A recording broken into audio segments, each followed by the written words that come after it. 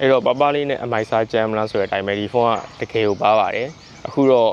ဒီပပလေးနဲ့ဝါဒီဆွဲနေတာတော့ဒီမှာဖြစ်ပါတယ်ချောကလက်ဖောက်နေပြီဒီနေ့မှာတော့ကျွန်တော်ရဲ့လက်ထဲကို Techno Power Slim ဆိုတဲ့ဘူးနှစ်ဘူးရောက်နေတယ်ဒီနှစ်ခုလုံးကပြောရလို့ရှိရင်တော့ဘူးရဲ့ size ကော weight ကောအတူတူပဲဒီရှိမှရေးရတာဒီ Slim or Choco ဆိုတော့ဘယ်ဥစ္စာဖုန်းဖြစ်မလဲဘယ်ဥစ္စာ Choco ဖြစ်မလဲဆိုတော့ကျွန်တော်ဖောက်ကြည့်ရမှာပေါ့နော်ဒီမှာရေးရတာဒီပပလေးနဲ့အမိုက်စားဂျမ်လားပပလေးနဲ့ဝါဒီဆွဲမလားဆိုတော့ဝါဒီဘေးရဖြစ်မလဲဘေးဥစ္စာဖုန်းဖြစ်မလဲဒီကောင်ကနည်းနည်းလေးလေးတယ်ဆိုတော့ဖုန်းဖြစ်မယ်ထင်တယ်ဒီကောင်ကချုပ်ကိုထင်တယ်ဆိုတော့ဖုန်းကိုရင်ဖောက်ကြည့်မယ်ဟမ်ဟိုင်ကောဒီကောင်ကချုပ်ကိုဖြစ်ပါတယ်ဆိုတော့ဒီကောင်ထပ်ပို့ပေါ်လာလား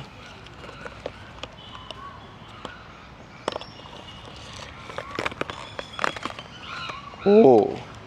တော်ပါတာပဲတော်ပါပါတယ်ဒီကောင်ရဲ့ weight ကဘယ်လောက် gram လဲဆိုတော့ကျွန်တော်မသိသေးဘူး first impression မှာတွေ့ရမယ်အားလုံးပဲ see you